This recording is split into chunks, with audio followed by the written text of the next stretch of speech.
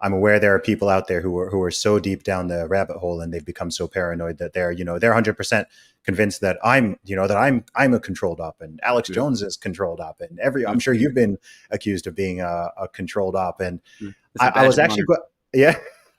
I was actually going to ask. I mean, not for yourself, but for people in general. What do you think is the line between being informed and questioning and wanting to be prepared and outright paranoia? Hmm.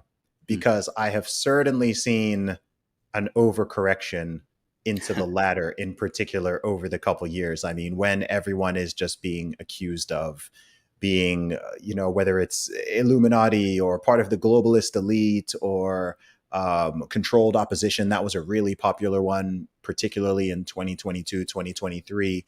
And, these accusations are just flying out about everyone. In fact, the more that someone tries to speak up for the people and speak up for liberty and freedom, just the fact that they gain any type of following or popularity to such people becomes evidence that they're part of the club. They Yep. won't tell you what club it is. I don't know what club it is, but apparently I'm part of it. And, lots of people I know are part of it. So there's certainly a line there. So yeah. So to ask the question succinctly, what do you think is the line between preparedness and paranoia?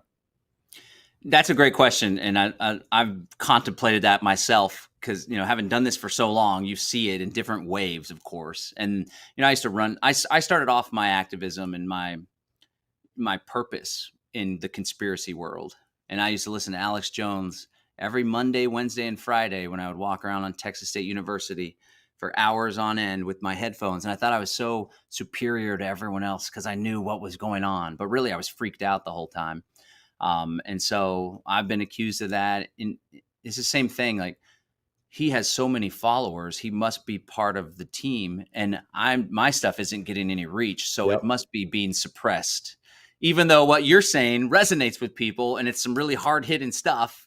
And what they're saying is just like, well, it's not really playing very well. So I'm not to say that there aren't algorithms suppressing this and that, but most of the time that's not what's happening. You just have crappy content. Anyway, this is a realization that I had on this front. And I had it recently in regards to Elon Musk, because I have Good been a example. big fan and admirer of Elon Musk. Mhm. And I get a lot of pushback, especially in this whole Oh yeah. conspiratorial freedom world. In fact, we have two Teslas. I'm a huge fan of Tesla Oh yeah, automobiles. dude. They are. I interviewed him. I got all sorts after that one. I mean, Oh every yeah. type of reaction you can imagine. Uh-huh. I watched that interview. It was a great interview, by the way. And Oh, I was thank you. cheering you on, like, wow, you got to interview Elon Musk. That's awesome. Yeah. So get tons of pushback. And the way that I see it and the realization that I had after touring the Gigafactory, I tried to get a tour, tried to be there for the launch party. I wasn't able to pull it off. I thought I was connected here in Austin, but I wasn't able to get an invite. But I committed to my kids, one of these days, I'm going to take you on a tour of that factory because it's so big and grand. It inspires me as an entrepreneur, as an activist, as a change agent, what he's been able to pull off, right? And so finally, we were able to get that from a friend that works there. We were put in this little lottery thing. We got it anyway. And as I was there touring, I was seeing how big and grand it is, the many innovations that just Tesla alone, not to mention SpaceX landing a rocket, reusable rocket. That's a pretty big deal. And I came to realize when I think of Elon Musk, he's not perfect, and you can look at him from conspiratorial view, and he's cozy with the Department of Defense and launching spy satellites. But I believe that's all part of a means to an end to his ultimate vision, which is to make humans a multiplanetary species. And so he knows he's got to play nice with the federal government in order to get the ability to even do that. But as I was there, I was thinking, like, one of my core identities is an entrepreneur. And that's why I take so much inspiration from Elon Musk, because he is one hell of an entrepreneur. And anyone that would say otherwise, or that he's funded by like emerald mine money from his dad, or like he gets all this money from the federal government. There was like some loans here and there, but he paid them back with interest. Anyway, the reason why it inspires me, because I'm an entrepreneur. I'm a Grant Cardone 10X think big guy. And how bigger can you think than I want to create an impact on planet Earth? I want to completely shift the automotive industry towards electric, and I want to put humans on Earth.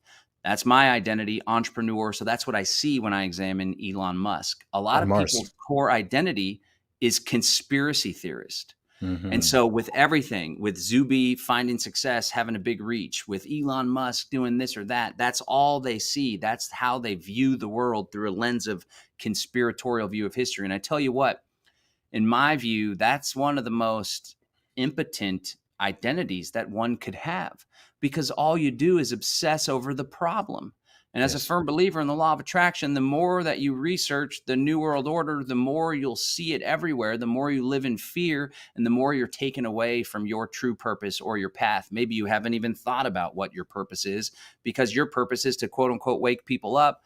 But in Mm. all reality, a lot of people that are solely focused on that are simply word vomiting all over everybody and turning them off and not even reaching people.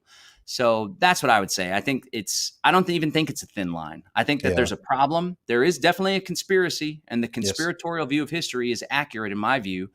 But the question we need to ask ourselves is, what the heck are we going to do about it? Because just waking a bunch of people up, freaking a bunch of people out, watching endless documentaries on Rumble, trying to tear down people that are making a positive impact in the world, that ain't going to get you nowhere. What we need to do is study the problem so we can overcome it, and then actually go out there and build the systems that will be needed to insulate Hmm. ourselves from what's to come.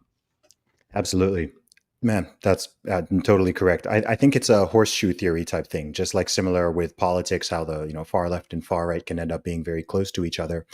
I think conspiratorial thinking taking to its extreme level is basic. It ends up becoming as impotent, to use your term, as someone who is just totally plugged in and totally gullible, thinks that everything on the mainstream news is totally true and unbiased, and they don't even think about any of this stuff. They're calling everyone who even dares question anything a conspiracy theorist, or an anti-vaxxer Hmm. or a fascist or whatever it is. Like, just they defend all the systems. They think the government is their friend.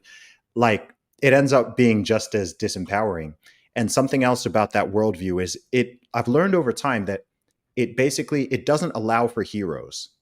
No Mm. one is right. It rejects the concept that anyone can truly be on your side or on the side of liberty and freedom and actually make an impact, because by your own thinking, as soon as they get to that level, they're approaching it, it means that they've sold their soul. Oh my gosh, they're popular, they've got X amount of followers. I've literally had people I've seen. I mean, what's interesting about social media is you can see conversations even if you're not quite part of them. So, I've seen conversations that are about me or that are about other people that I know, and I'm just seeing what these people are saying. And I've seen comments, for example, literally saying, this guy has 1 million followers. You can't get to 1 million followers without selling your soul. Therefore, he's obviously part of the club. And it's just like, okay, that's a really interesting statement. So you think that anybody who's past a certain threshold of popularity, following, whatever it may be, it doesn't matter how they did it, it doesn't matter how long it took them. In my case, 15 plus years, it doesn't matter. It just, once they're on that thing, or, oh my gosh, that person spoke to Joe Rogan, and we think Joe Rogan is also a controlled op. So therefore now this person who spoke to him, and it's just like, wow, okay, so you can't have any type of hero, right? Like, the biggest you can get is maybe a couple thousand followers who all also are as deep down the rabbit hole as you, and you all just kind of reinforce each other and call everybody else shills and controlled ops and whatever. And you never have any solutions, right? There's no solution, as you said. It's just, the world is ending, the globalist elites, the lizards, the whatever, like they're going to win. And it's like, okay, well, if everyone were to adopt that worldview, then it does become inevitable. Because what's the point of fighting? If you think it is truly that hopeless and all of this is inevitable and there's nothing that you, any of us can do, then what's the point? Why would you even want people to fight? It's like, okay, cool. You may as well just, stamp the barcodes on us, give us our bugs to eat, put us in our pods, and cool. Like, let's just do it. That's not what I want. But I don't think a lot of people realize that that's ultimately what that worldview leads to. Plus, it's just miserable. Like, I can't imagine walking around all day long having that mindset, because I would just become a very miserable, unhappy person, and I would not be capable of trusting anybody, not even people close to me.